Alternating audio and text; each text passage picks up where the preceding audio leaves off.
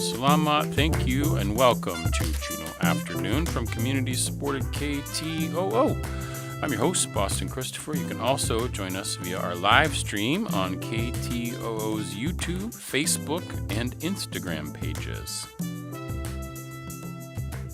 Today, Theater at Latitude 58, in collaboration with the high school, is producing Camelot. We have a preview with some of the team before its opening next weekend.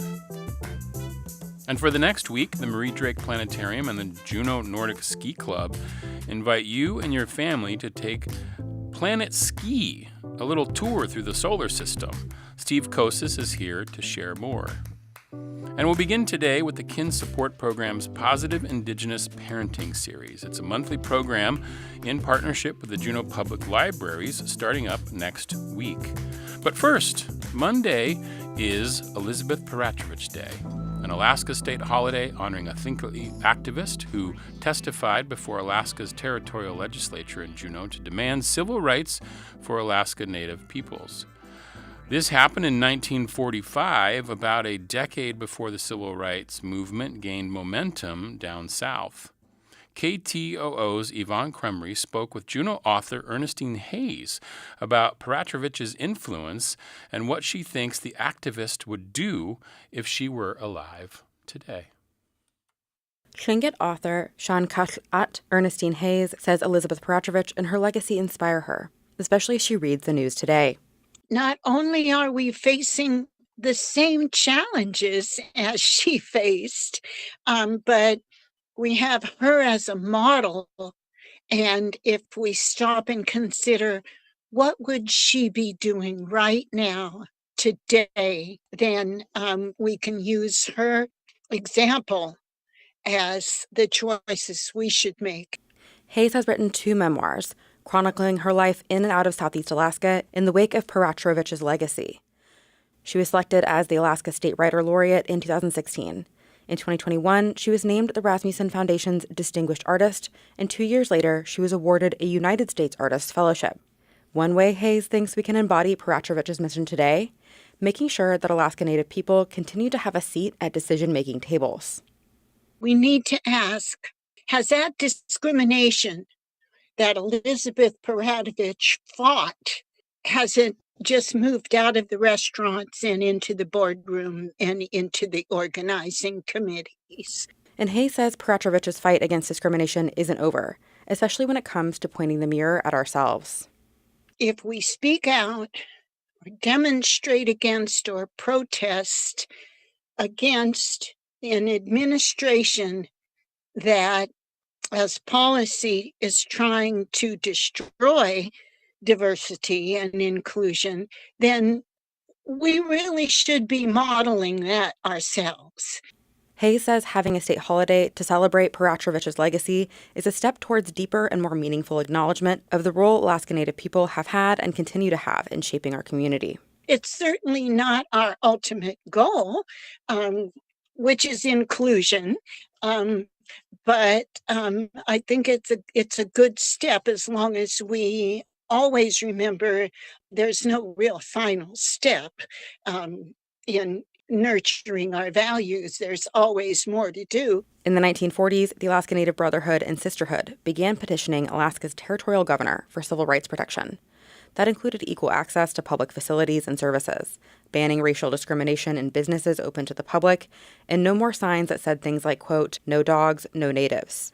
Paratrovich's testimony is often credited with swaying the territorial legislature. Although no audio recording of her actual testimony exists, a version of it for kids has been memorialized in an episode of the PBS kids show Molly of Denali. I must remind you, Senators, that Native people are treated unfairly in this state. How do you think Native children feel when they see signs that read, "No natives allowed," and aren't allowed in the same school as white children? Today, you can tell the world how we are treated is wrong and pass this law to make discrimination in Alaska illegal. Elizabeth Parachovich Day, every year on February 16th, marks the anniversary of the Alaska Anti-Discrimination Act, passed in 1945. It was the first anti-discrimination act to become law in any state or territory in the United States. In Juneau, I'm Yvonne Cremery. Support for Juneau Afternoon comes from Tongass Federal Credit Union, a member-owned financial cooperative offering checking and savings accounts, loans, and digital financial services. In Juneau at 8585 Old Dairy Road in the K Plaza and at tongassfcu.com. Federally insured by NCUA.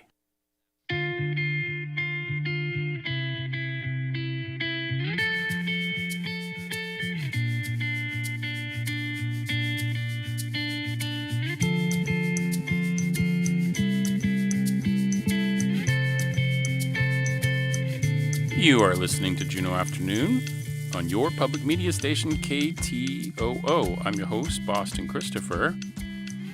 Beginning next week, the Kin Support Program's Positive Indigenous Parenting Series begins. It's going to be a monthly program in partnership with the Juneau Public Libraries.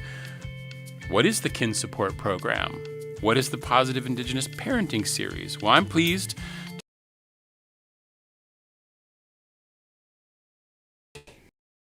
who's the co-director and family specialist, as well as Lenora Walker, family specialist with the Kin Support Program.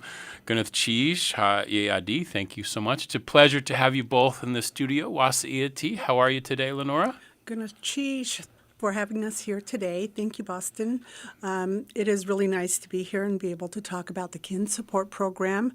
We are a nonprofit entity that wants to provide services to relatives who are taking care of little relatives outside of the foster care system. So if you are caring for little relatives and you need access to resources, we want to be able to help you connect with those resources. We have 1.5 caseworkers. We're family specialists, and we do case management. We also have an attorney that works with the relative or kin caregiver, and we contract with a parent.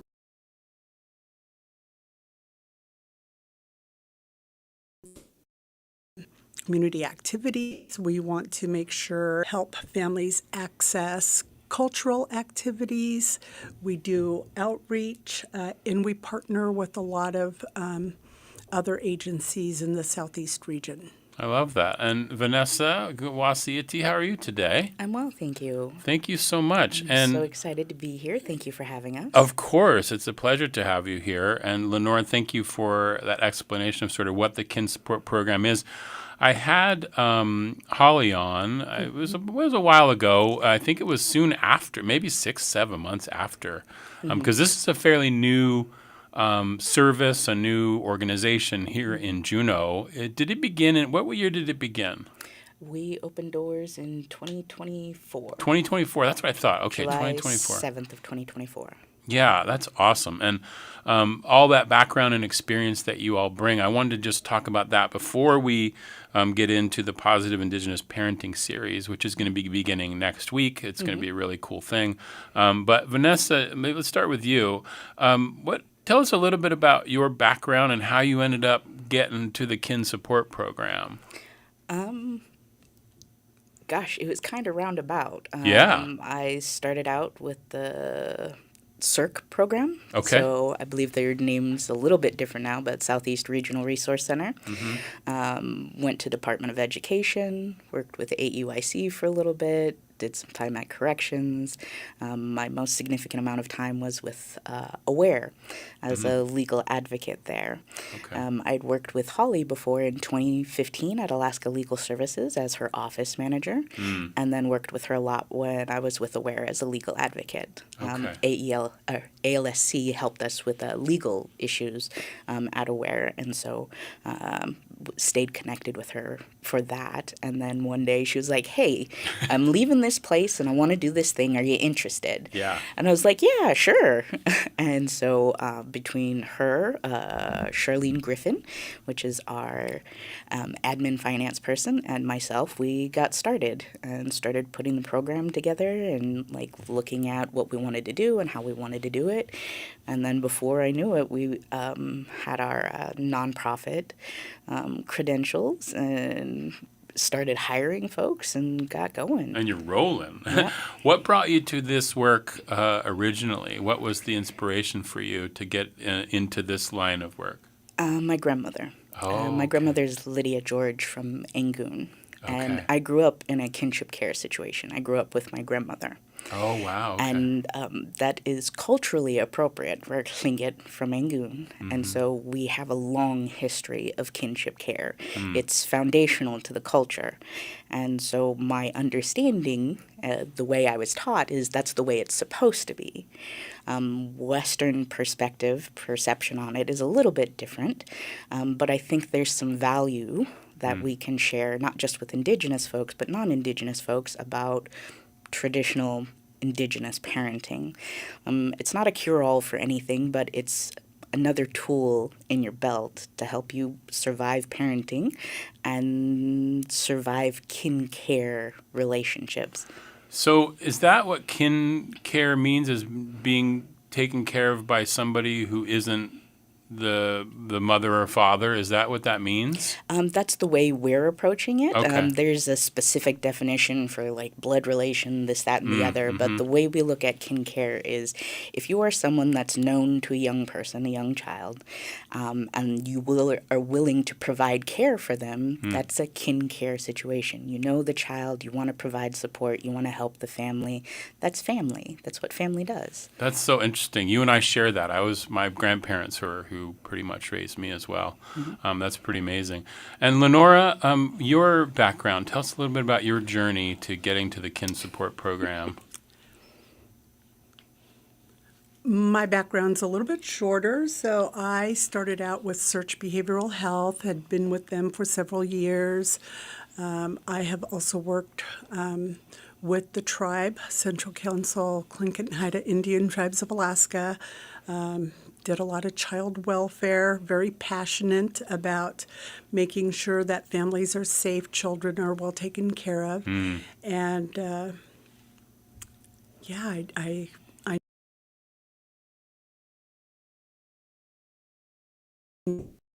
let me know that there was a role and step into some shoes and continue working with families. Yeah, and it's always been a passion of yours to do that?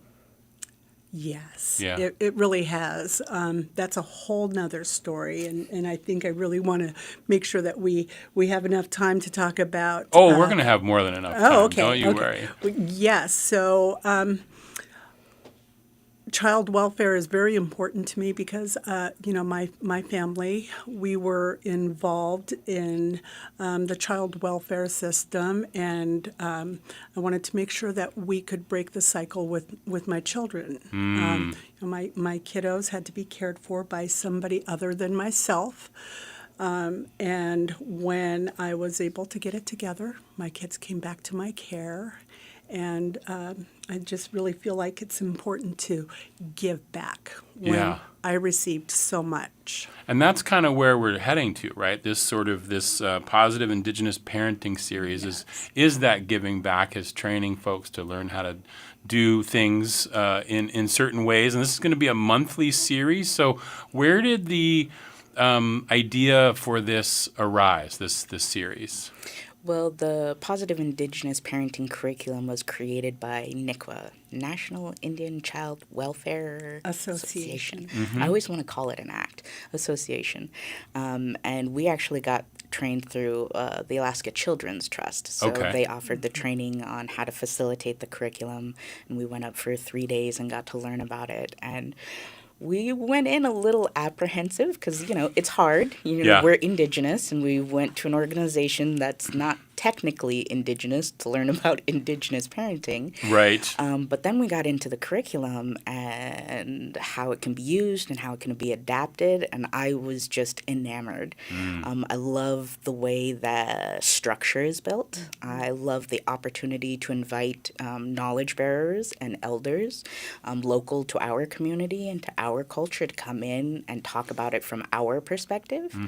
And it's adaptable for any Indigenous group that can find elders and knowledge bearers or that have experience in their own culture to take this foundation and adapt it to what it needs to slip into it, sort of. Oh, so people could maybe take this course, these monthly. And how many months is it going to be?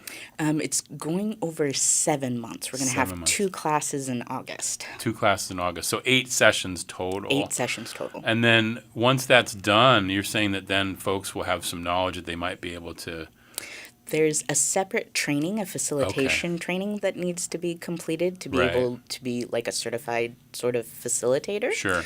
And there's potential for that, but not anytime soon with us. Right. Okay. I see. Yeah. So take me through it a little bit, Lenora. Like, what's the structure? Like, first class is next Friday, right? Yes. And this is going to be 1 to 3 p.m. Yes. And it's going to be out at the Mendenhall Valley Library. Yes. Lunch is provided. You do have to sign up. You got to Yes. email Vanessa. We'll give that out in just a second here. But Lenora, so like next week, what's the first class? What are we going to be learning? No. Oh my gosh. I did not bring my notes That's okay. for the first class, but the setup is we will talk about traditionally how we were meant to parent. Okay. We will talk about how historically things have happened and changed the way that we do, or that changed the way that we were meant to parent, and then how we have this ability now to reach back and rely on stories, rely on messages, rely on each other, knowledge bearers, to parent in a healthier fashion and not be so, I guess, westernized. It's like I'm treading very lightly because there is a difference. Sure. In parenting styles. When you're in the Western world, everything is very structured, and you have this time limit, and it's individual. But when you're part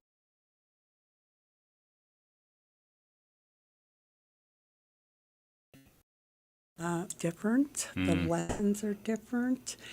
There's a lot of stories that help teach the way that we carry ourselves. So. Is it sort of like, Vanessa, is it sort of like you have to unlearn a little bit and then sort of relearn different ways? Or is it, because you're talking about bringing in the knowledge bearers, the elders, to sort of talk about where we are now to where we were, right? And so you want to get back to where we were a little bit, yeah? Well, it's not a matter of going back. Yeah. It's a matter of bringing forward. Okay. So not all traditional practices are appropriate for this time. Okay. There are elements of it, though, that are foundational to the culture that are timeless. So the sense of responsibility to your community and your community's sense of responsibility to you. My grandmother used to tell me, to the least of us. We are responsible for each other to the least of us. That there used to be no such thing as being homeless and no such thing as being starving, and that if a person found themselves in that situation, it wasn't a shame on them, it was a shame on their community. Because their community has a responsibility to them to make sure that they can survive, that they're okay. And our community of Angoon has an intimate relationship with that understanding because of the bombardment that we experienced. There was one canoe that survived that bombardment. And after all of our food stores and our housing and all of that stuff was decimated in that situation, that canoe and that family that had that canoe had to work together with the community to ensure everybody, in as much as they could, survived. Oh, wow. That's a foundational aspect to Tlingit culture. I am as responsible to you as a community member as you are to me as just another living being.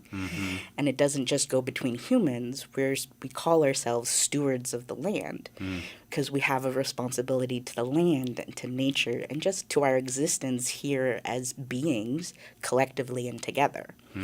And so positive Indigenous parenting is about reintroducing that concept or introducing it for the first time for those folks who haven't had the opportunity to grow up in it the way I did or to experience it the way, other people who have come out to the village or who have immersed themselves in the culture have. I see. So, yeah, we're hoping to introduce or reintroduce some of these foundational concepts. Yeah, that's awesome. I love that there's time between the classes, too, because you're going to do these mostly monthly, except for August, where you'll have 2 sessions. But the idea that then people can learn a little bit and then take that away, use it, ponder it, think about it, right, incorporate. So, Lenore, who's this class for? Who should be signing up for this class? So it will be open to the community here in Juneau, and we're really hoping that we reach caregivers who are taking care of their little relatives, but grandparents, aunties, uncles, parents, everybody is welcome. Our program is really about providing support to the caregivers. Something very unique about us because we're not connected to OCS, we're not connected to the tribe. We partner when we can, but we are our own agency, so we can work with parents. So parents who want to reintegrate with their children who have been in care with somebody else for a long time, they're more than welcome to come and join us. We want to be as inviting as we possibly can be because we have learned that being inclusive is who we are. Absolutely. And again, these are going to be at the Valley Library. Is it a certain, pretty much a certain day every month? Or is it vary? Almost a certain day Yeah. because of the library's schedule. Some of them are a little bit different, but it's typically most often the 20th. Okay. But it's always on a Friday. It's always from 1 to 3. Okay. And the schedule is up on the library calendar. So if you go to the public library's events calendar and look up the Valley Conference Room, the large conference room, you'll be able to see it on their calendar. Okay, and to sign up, we have to email you. Yes. Vanessa at southeastkin.org. Southeastkin.org is, and you want to put the subject PIP monthly, capital PIP monthly in that email so that Vanessa is flagged and get you signed up. And this begins next Friday the 20th, so people need to get on it. Yes. We have limited space, and so the sooner you can email or call, the better. Yeah, absolutely. And again, you can go to southeastkin.org for all of the information about the Kin Support Program. You can read about these fantastic facilitators, all the other programs that the Kin Support Program is bringing to Juneau. As we mentioned, it's a fairly new organization, a couple years old now, I guess. Yes. Yeah, getting there. And this program sounds fantastic. Positive Indigenous Parenting Series. And you both are facilitating. Yes. We are. Absolutely. Awesome. That's so cool. Gwyneth Cheese for being here and telling us about it. Vanessa George, Lenore Walker from the Kin Support Program. It's the Positive Indigenous Parenting Series. Go to southeastkin.org for more information. Thank you so much. Thank Gwyneth you. Cheese.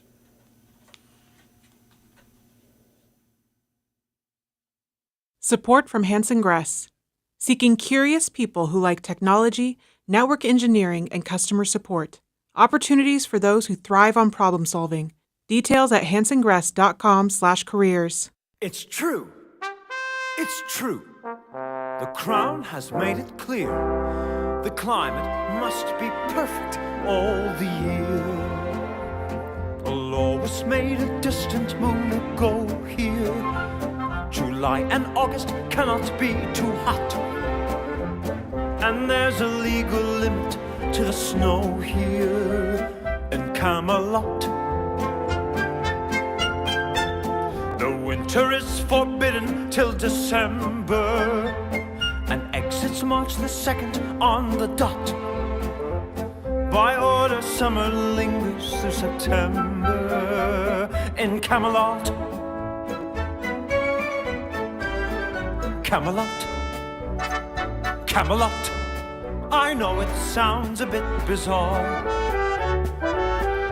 but in Camelot, Camelot, that's how conditions are. The rain may never fall till after sundown. By 8, the morning fog must disappear. In short, there's simply not a more congenial spot for happily ever aftering than here in Camelot.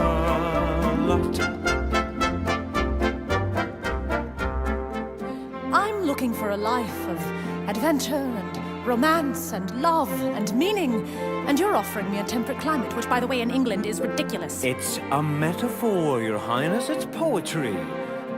That means it's not literally about rain and snow. I know what a metaphor is.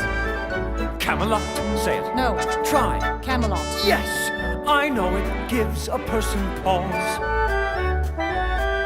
But in Camelot, Again? yep, Camelot! those are the legal laws. The snow may never slush upon the hillside. By 9 p.m. the moonlight must appear.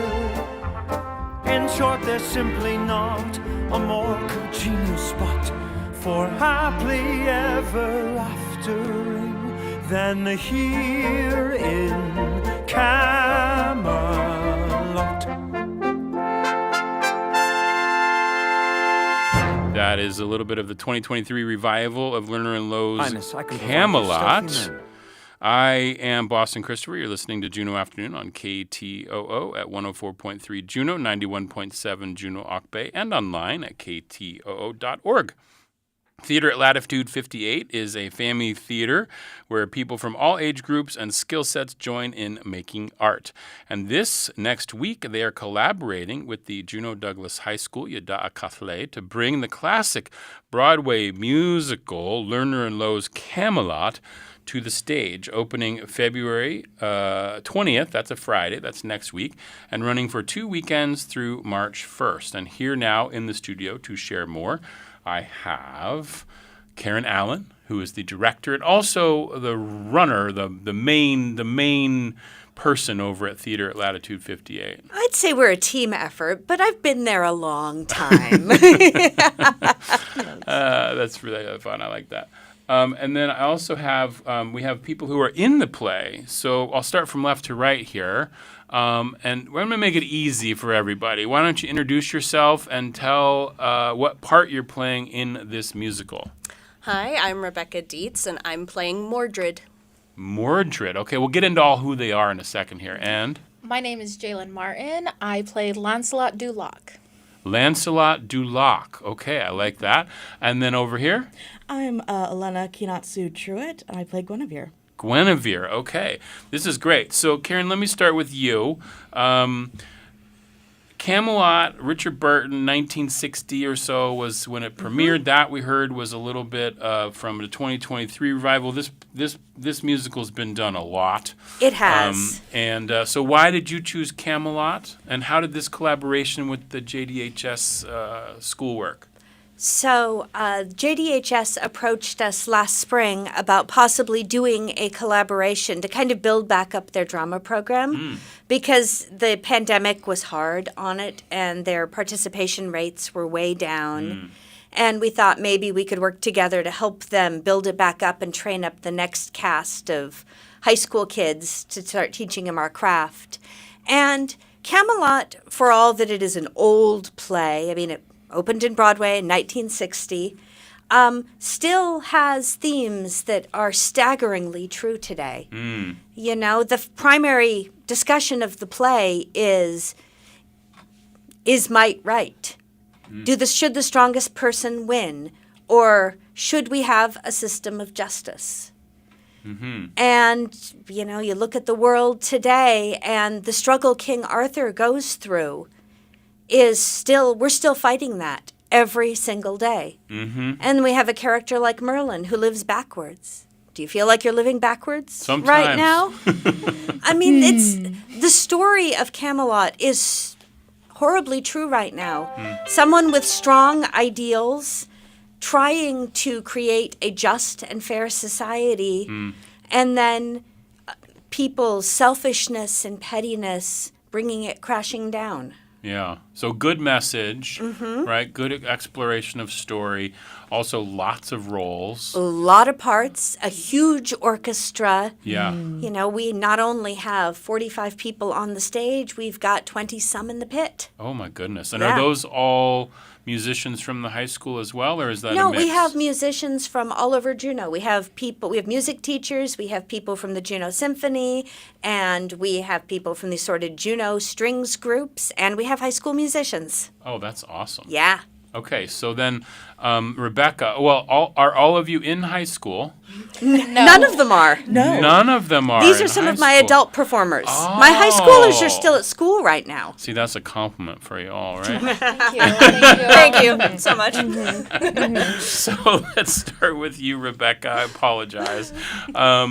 So you're playing. Tell us who you're playing and what their role is in this story. So I play Mordred, Arthur's illegitimate son, and he comes in wanting just to have a shred of love and decency and kind of just gets bashed in the head, and so he decides that he is going to stir up trouble and ruin their lives. Oh, I see. Are you the baddie? Yeah. Oh, I see. Okay, how fun is that to play? Very fun.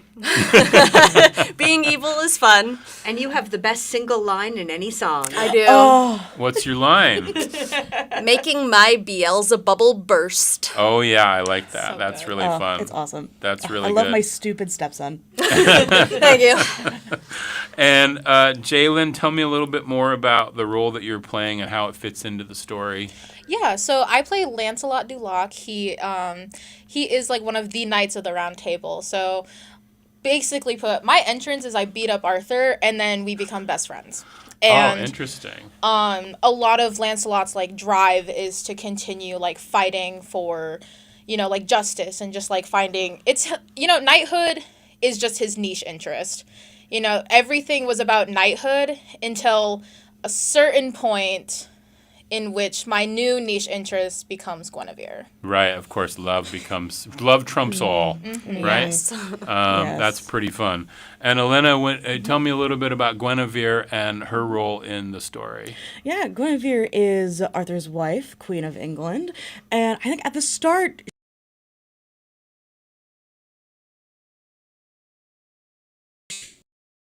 kind of being almost sold off, I think, from her blend, and meets Arthur. It's like, okay, I can actually do this. This won't be that bad.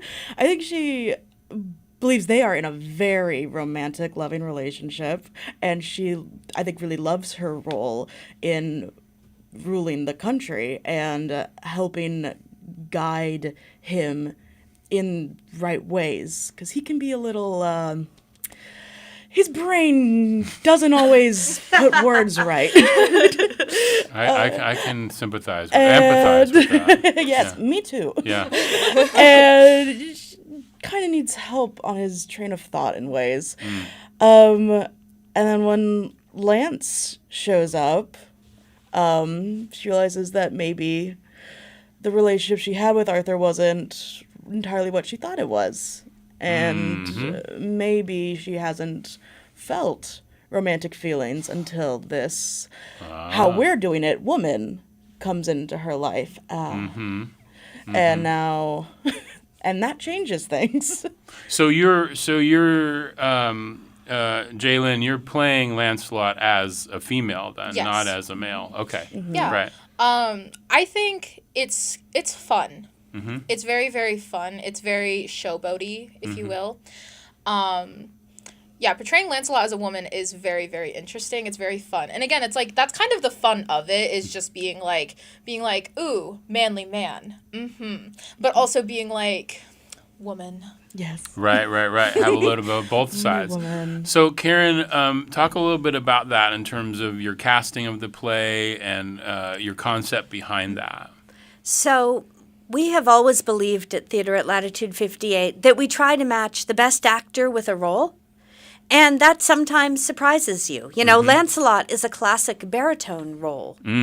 But you haven't really heard it until you have heard it sung as a soprano. It brings a certain beauty to it. Also, I mean, gender is just one way of looking at human beings. You learn different things about a role. I mean, you know, last spring we had a woman play Jesus Christ. There is a certain charm to opening it up and exploring it with the people who come to tell the story with you. And I think it gives things a richness. And with this play, we're playing a little bit with setting. Because, you know, it's set in the Middle Ages and usually has big storybook costumes. But if you listen to the score now, you can't hear anything but the 1960s. It's that hopeful early 60s, unbearably jaunty music. And so we have set the visuals as though it is in the Kennedy White House. Oh, interesting. Because John F. Kennedy loved this musical. And, you know, the title song Camelot came to sort of symbolize his presidency, both the good and the fall of his presidency. And so most of the action takes place in the White House. Did you all, Elena, did you do some looking back at that time of JFK in terms of the 60s and kind of get an idea of what that genre or what that time was like? Yeah, I definitely looked a lot, especially into Jackie Kennedy's fashion. I love fashion is a very big interest of mine, and I love learning about people through how they present themselves in that way. And so looking at Love your hat, by the way. Thank you. Thank you. You'll have to imagine it. I loved seeing her style progression and the different ways that she presented herself to the public and versus the ways that she did in maybe more private settings. And especially seeing how much it affects your life to be such a public figure. You're kind of not allowed to be a person anymore. And any problems or insecurities have to be, I mean, for everyone, we have to hide them in a lot of ways. And you publicly have to keep them very secret. At least especially then. And especially then, of course. Yeah. And I mean, getting back to, I as a bisexual person, having a very fun take with this queer Lancelot and Guinevere, and especially having it set in the 60s. The struggle that they go through is more than just a forbidden romance because Guinevere is already married. It's because they're women. They couldn't, even if they wanted to, really, divorce Arthur and live their own life if they wanted. Besides just, again, the political figures of it. Wow, that's really cool. And then for the music, Jalen, Karen was saying, so as opposed to a baritone, it's a soprano. Did you have to reorchestrate the music? No, not a thing. No, okay. She just sings it 2 octaves up. Just 2 octaves up. Okay. Just 2 octaves. It's the same thing. It's just higher. We are using entirely the original orchestrations. Oh, wow. Okay, that's awesome. That's really We cool. did not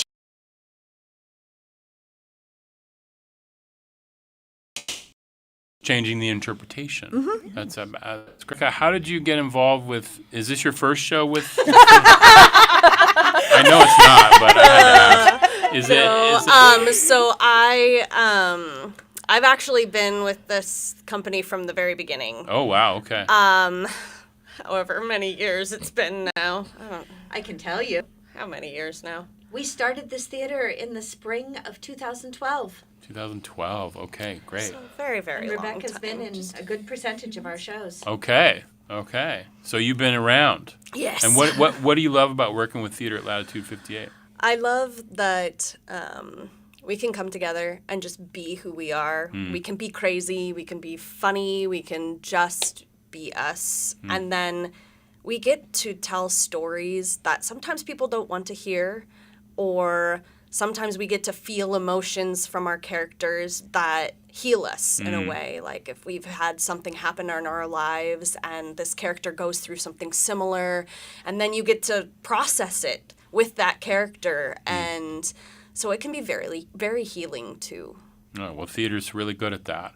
And Jalen, what about you? How many shows have you been doing with the theater at Latitude 58? I believe Camelot's going to be my 4th or 5th production. So Okay. I joined the company in my debut as Cinderella back in 2023 and have since then kind of remained one of the key players. What made you get into theater in the first place? This is fun. Theater, I've always been a performer. I started pretty early on in like choir, and then that kind of transitioned into like orchestra and band, and then I was one of those kids who started their first year of high school during the pandemic. So at JD, we did a production of Fame the Musical, and I was in drama class, and they were like, oh, like anybody should audition. And I was like, you know what? I'm going to audition. Why not? I have nothing to lose. And then I auditioned, and then kind of from there, it's been like musical theater has like held me in a little box in a far off corner.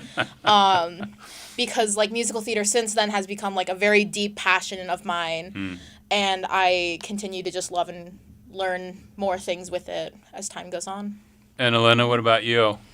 My whole family has been involved with performing arts for a long time. My mother is currently the executive director at the Juneau Symphony, and has been to college for performing, and so is my dad.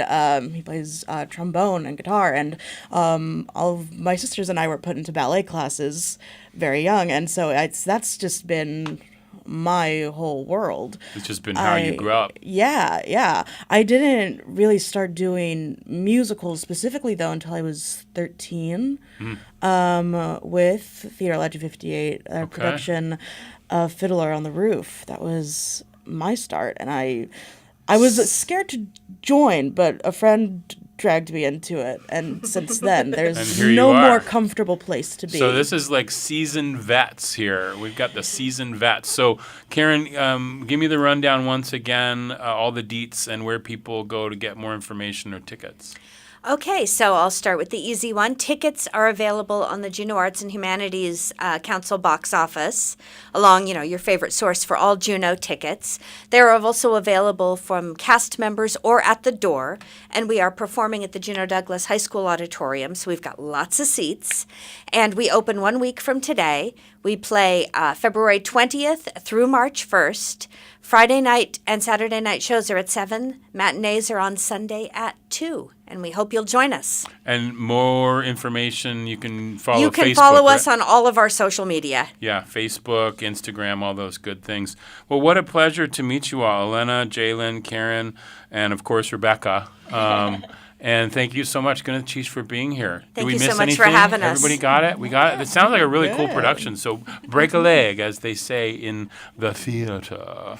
This is Juneau Afternoon on KTOO.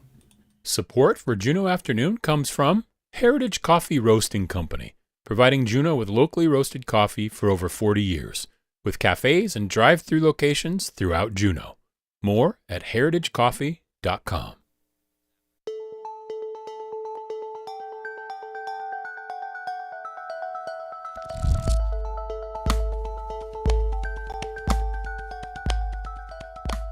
Let's have a star party. This is Steve Kosas with the Marie Drake Planetarium. I'm going to talk about the outer limits of the solar system. If we go from Mercury, Venus, Earth, Mars, Jupiter, Saturn, Uranus, we get to Neptune, the 8th planet from the Sun. We're about 30 astronomical units from the Sun, where an astronomical unit is the distance of the Sun from the Earth, which is about 93 million miles. So beyond Neptune is a dish-shaped region, shaped like a donut, that is now called the Kuiper Belt. And that's where Pluto is. It seems to be the dominant object in the Kuiper Belt, a Kuiper Belt object. And let me just say that Pluto was a planet for almost 80 years, discovered in 1930, in 2006 demoted to a Kuiper Belt object because it doesn't dominate its orbit. Now, the Kuiper Belt contains millions of objects, probably 24 of them about the size of Pluto, and realize that Pluto is actually not that large. It's large enough to be spherical in shape from gravity, but it's only about a sixth the mass of the Moon.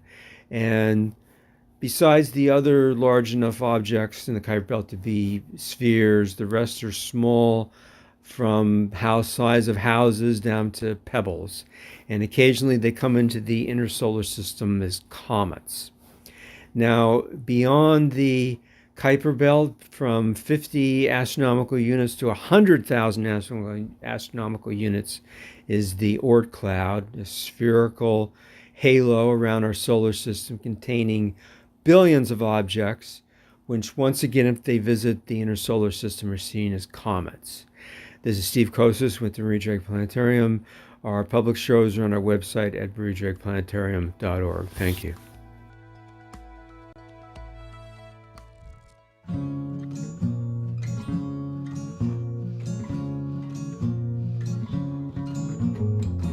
Wake up in the morning, watch the sun rise, go out onto the porch and have a good time. Wake up in the morning with the sun, go out onto the porch and have some fun. Stir that sunny feeling inside you for times when the lonely seems so long. And That's a little Sunny Porch with their song Sunny Porch from their new album, The Sounds of This Place. And today, this is Friday the 13th at the Crystal Saloon, 5 p.m. They are having a folk revival and release party. That's today at 5 p.m. You can also catch that album on all of the streaming services. That's Sunny Porch. And speaking of music, don't forget that this February is the first ever Passenger Princess Takeover series on KXLL in collaboration with the Black Awareness Association. KXLL presents The Rhythm of Freedom. You can join co-hosts Christina Michelle and Al Boogie every Friday in February from 4 to 5 p.m. on KXLL 100.7 and 101.7 as they explore the soundtrack of Black history from spirituals to today. And they'll have a different guest narrator each week, bringing a new voice and perspective. That's The Rhythm of Freedom today at 4 p.m. right after Juneau Afternoon. Just hop over to 100.7 or 101.7 FM KXLL. You are listening to Juneau Afternoon from Studio 2K at KTOO, dedicated to Carolyn Hobbs Peterson. And Juneau Nordic Ski Club and the Marie Drake Planetarium will set up Planet Ski at the Mendenhall Campground. It's over a groomed ski trail. You start at the sun, then you visit the 8 planets of the solar system. Where's Pluto, you ask? Well, we'll get into that here in just a second. It will be present from February 14th through the 22nd. It reflects the permanent planet walk out at Twin Lakes. And I'm joined now by our frequent collaborator who does Star Party for us here at KTO on Juneau Afternoon, Steve Kosis from the Marie Drake Planetarium. Good cheese for being here, Steve. Thank you, Boston. Steve Kosis here. And I just came from the campground where I skied it, and we have the 8 planets set up with a big banner right there at the gate of the campground. And let me say the Juneau Nordic Club's been doing great grooming in the valley. Pretty much every day for the last month, I've been skiing Montana Creek and the campground. That's excellent. So you're a member of the ski club? I'm a member of the ski club, and I'm on the board of the Marie Drake Planetarium. Yeah, and you do those great segments for us. We learn a lot about space and the stars and all those kinds of things. So tell me a little bit about the planet walk itself. Well, last September,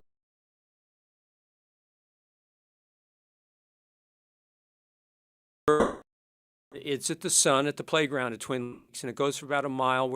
And what's interesting is now we're a quartet of cities that have a planet walk. Really? Anchorage, Where are the other one? Okay. Yeah. Anchorage has a planet walk along the Tony Knowles Trail. Okay. Fairbanks has a planet walk near the university, and Smithers, BC has a planet walk. So we're now the 4th city in the north that has a planet walk. How did these planet walks come about? Where did they originate? Well, the tradition is that usually an astronomical group or society or planetarium sponsors a planet walk. There was one in D.C. At the mall. It starts at the Air and Space Museum and goes down, I think, pretty much all the way to the Lincoln Memorial. Oh, wow. Okay. So you can see a planet walk there. Oh, wow. That's amazing. And so this event, you're skiing on top of the planets, basically, right? Or you're skiing to the planets. You've set up this cool ski trail. Well, we could say both, because if you've been to the Mendenhall Campground when it's groomed, the trail starts at the gate there, and that's where we'll have the sun. And then we have the planets on signs that are set up at the scale distance. Oh, so and what's the scale? Well, the scale, we have it over about a 1.1 mile loop at the campground. I set see. Up right Okay. now. So you have it equidistant to what it would be if that 1.1 miles was the whole solar system. Exactly, but realize the planet Neptune, the 8th planet from the sun, is 30 times the distance from the sun as the Earth. So it's scaled over that. I see. So the Earth is what's called an astronomical unit, which is 93 million miles from the sun, and then Neptune is 30 times that. Okay. 30 times 93 million miles, that's about 3 billion. And I know you've explained this to me before, Steve, but where's Pluto? Well, Pluto, it's interesting. In 2006, the International Astronomical Union had a big conference. I think there was about 2,500 astronomers present. And they made a new classification for objects that were then named Kuiper Belt objects. Okay. And Pluto was put in that category. Is it too small? Well, part of the reason, let me just say that there are 2 camps among the astronomers in 2006. One camp was the dynamical systems camp that said planets are defined by how they dominate their orbit. And the other camp is the geophysical camp, which is a planet should be defined as orbiting around a sun and being spherical. So the dynamical system camp run out when they had the vote. But however, it could have been that the vote was rigged because the original conference in 2006 had 2,500 attendees, but when they had the vote, there was only 460 present. And over the globe, over the whole world, there's like 20,000 astronomers. So you could say there is some machinations going on. But yeah, I'm in the camp of let's bring Pluto back. Should we get shirts or something for that? Well, do we do? If anyone would really like to see Pluto out the Mendenhall Campground, our organizations will gladly take a donation, and we'll put up Pluto. Why not? It'll be really tiny, but it'll be there. Yeah. Well, actually, Pluto is like a sixth of the mass of the moon. It is quite tiny. It's pretty Pluto. tiny. Yeah. But it has a moon, Charon. It's almost the same size as Pluto. So see, it's got a moon, so it's got to be. Well, anyway. it has 5 moons, Pluto. Pluto has 5 moons. 5 moons. Wow. Okay, so this planet ski, it's self-guided, right, from the sun to Neptune. You're running it from Saturday tomorrow, February 14th, up to next Sunday, February 22nd. And in terms of being self-guided, do you want people to like post pictures of it somewhere and tag, or is it just a community event that the Juneau Nordic Ski Club and the Planetarium put together? All the above. All the above. But the main thing is I like to ski, so it gave me an excuse to be out there. So why not? I see. And it's set up for families, right? Anybody can do this? Oh, yeah. And actually, you don't have to just ski. If you walk along the edge of the ski trail, not walking on the groom section, but walk on the edge, you can just walk the ski trail. I see. And I know I have a flyer here. I didn't have it far enough in advance there. But what is the where is this QR code going to take me to? Oh, it'll go to the website for the Marie Drake Planetarium. I It has see. a little Okay. more information on it. Okay. And you guys always do Friday specials, right, at the Planetarium? Oh, yeah. Tonight at 6 p.m., we're doing a show on Pluto, the Kuiper Belt, and the Oort Hey, Cloud. wait. How did I know that? That was my third sense there, I guess. Large-scale structure of the solar system. I see. Okay. Actually, let me just say really quick. Yeah. Our solar system spreads out almost a quarter of the way to Alpha Centauri, the nearest star, about a light-year radius of Oh, our wow. solar system. That's kind of pretty the cool. gravitational boundary of the solar system. I love that. And so why is the Planet Ski only up for a week? We can leave it up longer. We had some because of the conditions out there, rain and snow. Oh, sure. We think that's a limited lifespan, but it may stay up longer than a week. Okay. But yeah. at least a week. But at least a week. Okay. And of course, you can get more information at mariedrakeplanetarium.org. You can also go to the Juneau Nordic Ski Club at jnski.org. That's an organization that promotes skiing in Juneau. Pretty much, they invite anybody. Oh yeah, to be they members. do great work. Like I said, I live in the valley, and I've been skiing every day for a month at Montana Creek and campground, which I skied both today. So they help maintain some of the trails. Oh yeah, they have all the equipment. They have rollers, and they groom it for skate and classic. Oh, that's really cool. In fact, in the Olympics, they call skate freestyle. So just another synonym.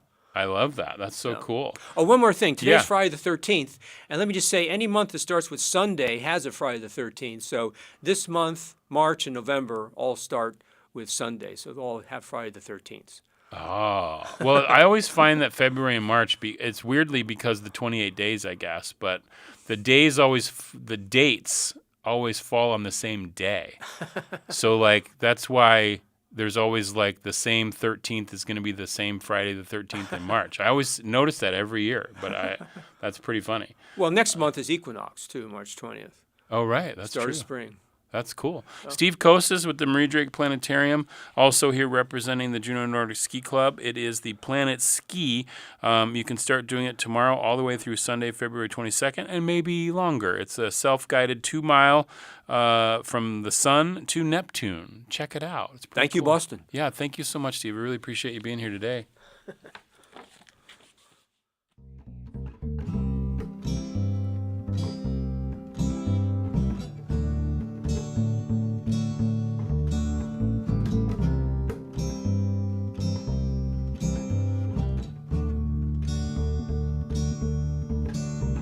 I learned to handle salmon by your side. You saw me and I could feel your pride. So long ago, you're being left this world. But your fire lives on in those you were touched with your God. Even though you're gone away, your love is with us still.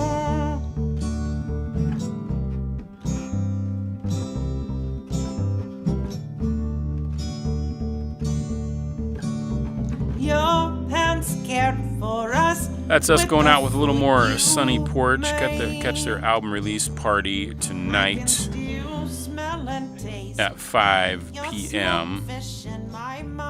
Juneau Afternoon airs Wednesday through Friday at 3 p.m. right here on KTOO Juneau 104.3 and KAUK Juneau Ock Bay 91.7.